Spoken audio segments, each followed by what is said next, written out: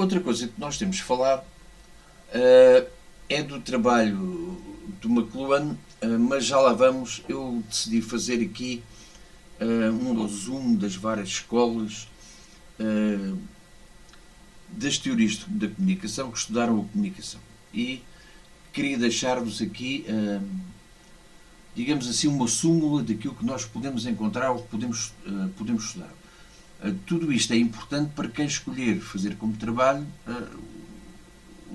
escolher como tema de trabalho as escolas de Palo Alto, Chicago e Frankfurt. Vamos lá ver. O que é que temos aqui? As escolas norte-americanas estudaram, acima de tudo, a comunicação de massas, portanto, é pesquisa em comunicação de massas, teve início no século XX, nos anos 20 do século passado. Estuda, acima de tudo, a comunicação de massas e o efeito que tem no comportamento dos indivíduos e da sociedade. Gerou duas escolas principais, que vamos ver agora quais são: a Escola de Chicago e a Escola de Palo Alto. A Escola de Chicago, vocês têm um documento na página da disciplina para, se quiserem consultar, poderem consultar. É uma escola que estudou o efeito nas massas, principalmente de dois pontos de vista. Por um lado, do ponto de vista político, por outro lado, do ponto de vista económico. Do ponto de vista político, é uma repercussão daquilo que tinha acontecido na Alemanha no final dos anos 20, princípio dos anos 30, em que a propaganda difundida pelos meios de comunicação de massa teve um efeito muito grande de que já vamos falar. E estudou também o impacto que a comunicação tem em termos de, por um lado, criarmos uma cultura. Por exemplo, nos Estados Unidos existe muita cultura de que nós somos os melhores. Vocês agora, durante estes dias, se calhar, se viram algum programa sobre as eleições americanas, viram várias vezes vários comentadores, vários jornalistas, colunistas de órgãos de comunicação social falarem da maior democracia do mundo. Na realidade não é. A maior democracia do mundo é a Índia, em termos de quantidade de gente. Porque estamos a falar de um país com 320 milhões de habitantes, que é o caso dos Estados Unidos, 1 milhão e 300 milhões no caso da Índia. Portanto, é normalmente a Índia que é designada como a maior democracia do mundo em termos de população, como é óbvio, mas tem um sistema perfeitamente democrático, não há nada a apontar, não há nada que permita dizer que o sistema democrático americano é melhor que o indiano. É melhor esquecer isso, não. Isso não acontece. Mas cria-se uma cultura, cria-se uma ideia, nós somos os melhores em tudo. Os americanos têm muito essa ideia e faz parte da cultura deles. Quer dizer, o que eu quero dizer com isto é o seguinte: por exemplo, se não houvesse meios de comunicação de massas e um indivíduo vivesse numa cidade e conhecesse até a sua região, o estado onde reside, ele até poderia criar uma ideia de que, bem, nós aqui somos muito bons e somos melhores que toda a gente. Mas será que o meu país também é assim?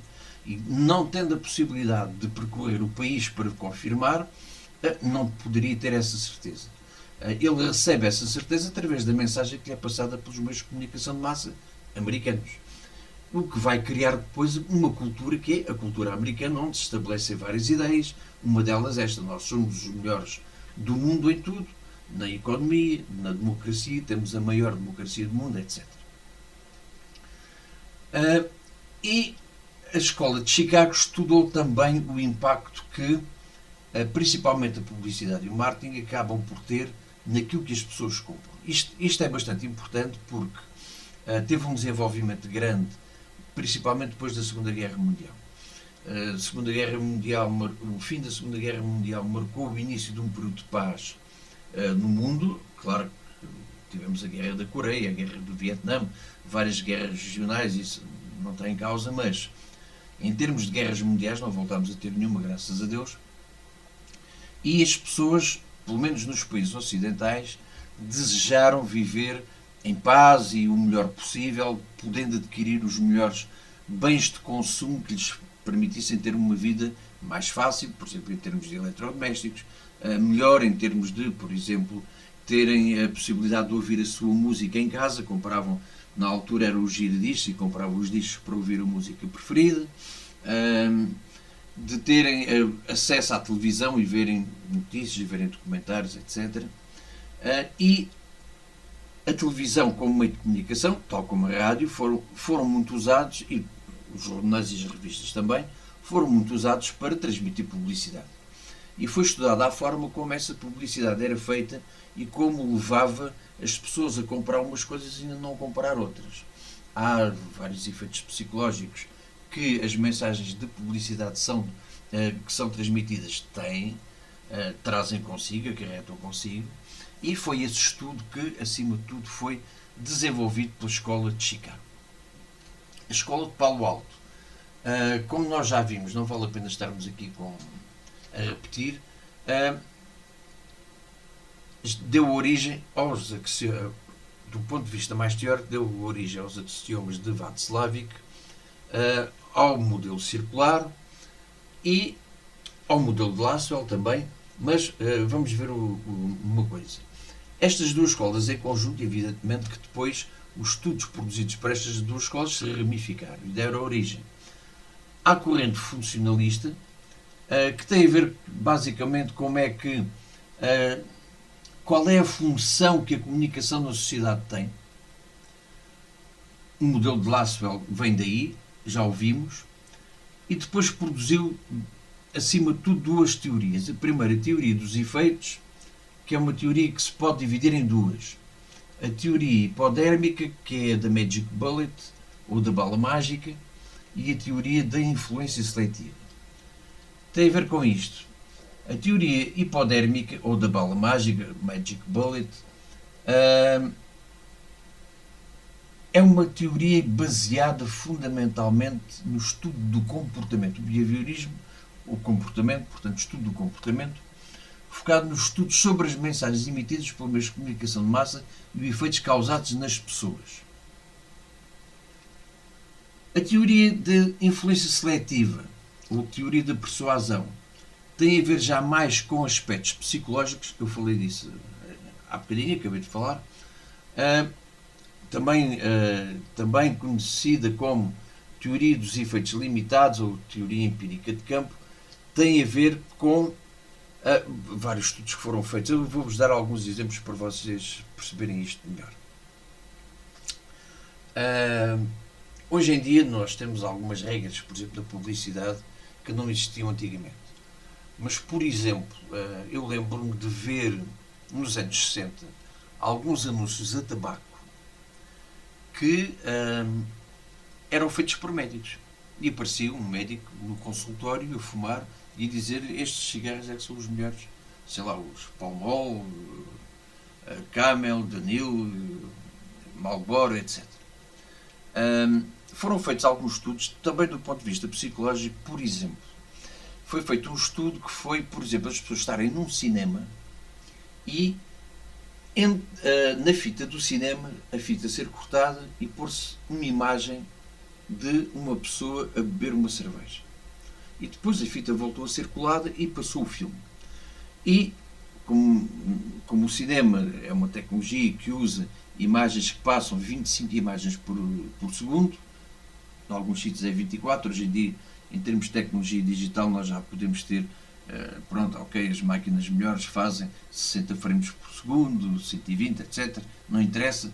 Estou a falar de um estudo que foi feito com o cinema antigo, em que nas 25 imagens por segundo que as pessoas veem para ter a ideia do movimento, foi posta uma imagem de uma pessoa a beber uma cerveja. E, portanto, o olho humano não consegue distinguir, não consegue percepcionar que viu uma imagem no meio de um filme que está a passar. Há uma imagem solta de uma pessoa a beber uma cerveja.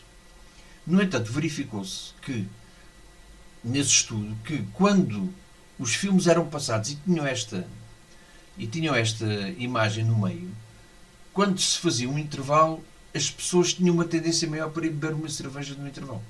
Portanto, era uma forma de manipular as pessoas através de uma imagem que elas viam, mas não tinham consciência que tinham visto, mas que funcionava em termos comerciais.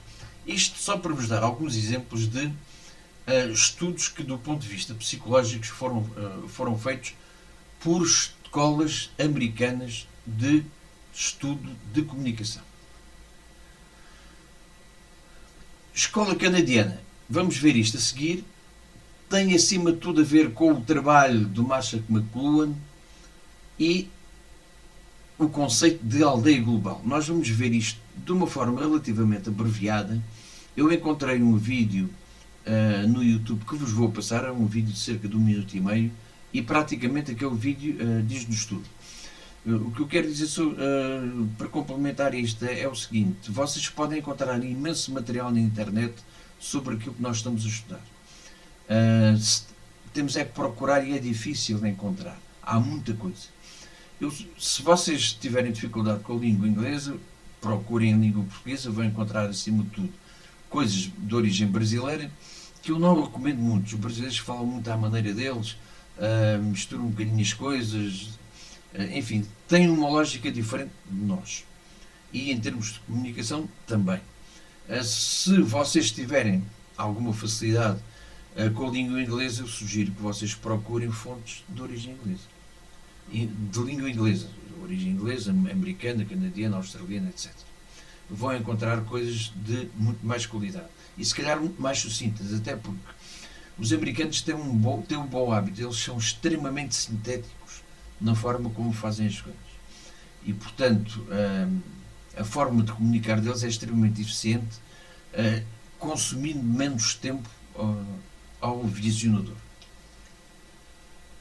Ok, então estávamos a falar da escola canadiana, vamos estudar acima de tudo o trabalho do Herbert McLuhan, o conceito de aldeia global e que tem a ver com o estudo que o impacto que a tecnologia tem na comunicação, acima de tudo isto. E foi a tecnologia que criou depois o conceito de aldeia global. Outras escolas, vocês ficam com este documento para poderem ver. A mensagem é o meio, já vamos ver isso. Ele falou também de meios quentes e de meios frios, já lá vamos. Deixamos isso para a parte final da aula. Escola francesa, só para resumir as escolas. Escola francesa, teoria culturológica, os modelos culturais, falámos do Edgar Morin. Há outros estudiosos franceses, mas sempre na linha da cultura, dos modelos culturais. A escola alemã, já vamos falar agora dela. E depois a escola inglesa, que fez estudos também no âmbito dos modelos culturais. Escola alemã, o que é que temos a dizer sobre isto? Eu no princípio da aula chamei a atenção para isto, disse que íamos ver. Teve um impacto grande, porquê? Porque a escola alemã foi das primeiras a perceber-se que os meios de comunicação de massas poderiam ter um efeito muito grande nas massas. E isso verificou-se na Alemanha. É bom lembrar que estamos a falar de uma época que coincide com a ascensão do partido nazi ao poder na Alemanha.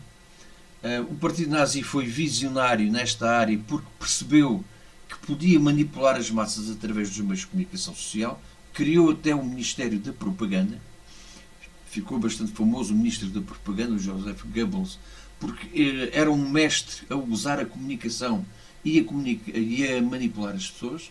Portanto, foi usada a comunicação para criar ideias, que foi uma lavagem ao cérebro, que os alemães tiveram durante cerca de 12 anos, realizada por um ministério dedicado exatamente a fazer uso dos meios de comunicação social. Na altura eram, acima de tudo, a rádio e o cinema, também a imprensa escrita, claro.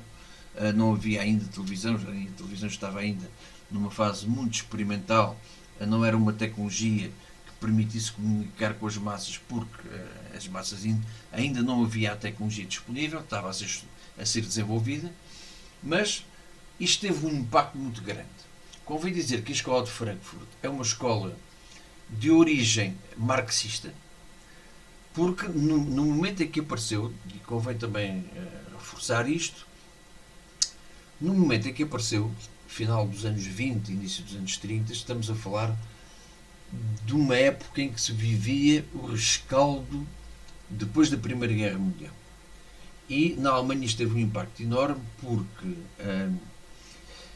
a Alemanha perdeu a Primeira Guerra Mundial não militarmente, e isso depois acabou por dar origem à Segunda Guerra, mas criou nos alemães uma certa necessidade de se auto-identificarem, de tentarem saber exatamente o que é que deviam fazer, qual era o caminho que o país devia seguir depois daquela tragédia que tinha sido a Primeira Guerra Mundial e as consequências que foram impostas à Alemanha durante os anos 20. A Alemanha foi condenada no Tratado de Versalhes a pagar reparações de guerra gigantescas que o país não podia suportar. Isso deu origem a uma crise económica que coincidiu com a Grande Depressão de 1929, mas a Grande Depressão veio apenas somar-se aos problemas gigantescos económicos que a Alemanha tinha. E esta escola aparece muito no sentido de tentar proteger ou tentar descobrir o que é melhor, principalmente para as massas operárias. Estamos a falar de uma altura em que, simultaneamente com esta crise depois da Primeira Guerra Mundial, é a crise da Belle Époque também, mas é um momento em que se segue à conquista do poder na Rússia pelos bolcheviques. E há uma discussão muito grande nos vários países sobre se o comunismo afinal é bom ou é mau.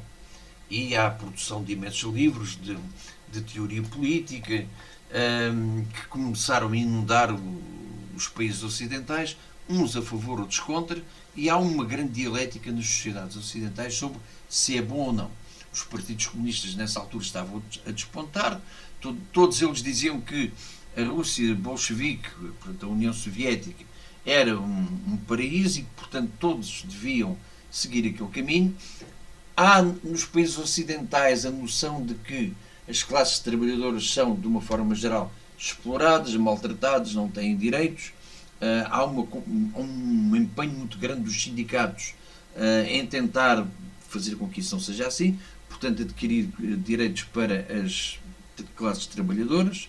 Aparecem as primeiras leis laborais, por exemplo, as primeiras férias pagas aparecem no final dos anos 30.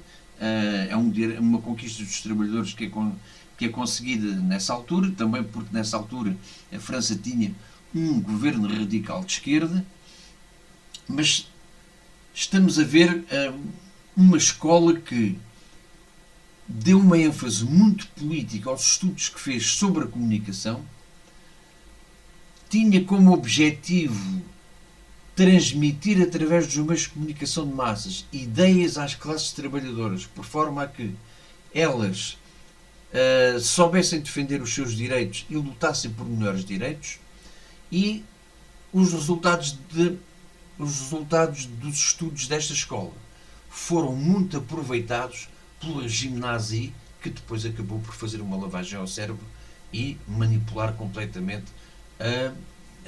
a mentalidade da população alemã, que foi usada depois durante a Segunda Guerra Mundial. Eles só caíram na realidade quando perderam a guerra e, mesmo assim, ainda houve necessidade depois de criar um programa de desnazificação da Alemanha, porque aquelas ideias estavam muito embrenhadas naquela sociedade. Portanto, para ficarem como ideia das várias escolas que ocorreram ou tiveram mais impacto em épocas diferentes, ficam com este documento também na página da disciplina para poderem consultar.